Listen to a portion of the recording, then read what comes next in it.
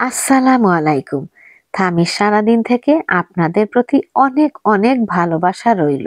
আশা রাখছি আপনারা সবাই ভালো আছেন। আমিও আলহামদুলিল্লাহ বেশ ভালো আছি। তো প্রতিদিনের মতো আজও অনুরোধ করছি, ভিডিওর কোন অংশ যদি এতটুকু ভালো লেগে থাকে প্লিজ একটি লাইক দিবেন। সে যাই হোক, আজ 4টি রোজা চলে গেল, তারই ইফতারি শেয়ার করছি।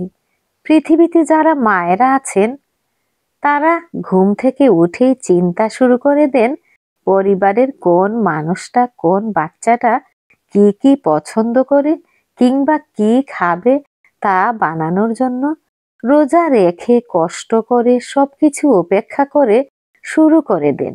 এমন হয়তো আর কেউ কোনোদিনও করতে পারবে না। এত কষ্ট, এত কিছু রেখেও কাউকে বুঝতেই দেন না ওনারা। আল্লাহর রহমতে পৃথিবীতে মায়েদের মাঝে এমন ক্ষমতা দিয়েছেন যা আর পৃথিবীর কোনো কিছুর মাঝেই নেই। শুধু এই না, বাচ্চাদের এক একজনের পছন্দ অনুযায়ী মায়েরা খাবার তৈরি করেন, ইফতারির জন্য সেহরির জন্য রেডি করে থাকেন। এই হচ্ছে মায়েদের ভালোবাসা।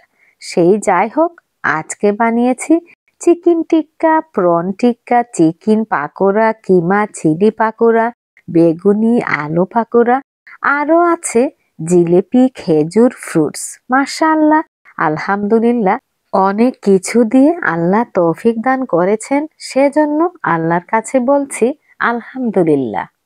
তো এই তো প্রতিদিনের মতো সাজিয়ে গুছিয়ে নিয়েছি, এবারে আজানের অপেক্ষায়। সবাই বসে দোয়া করব, তারপর বিসমিল্লাহ বলে শুরু করব।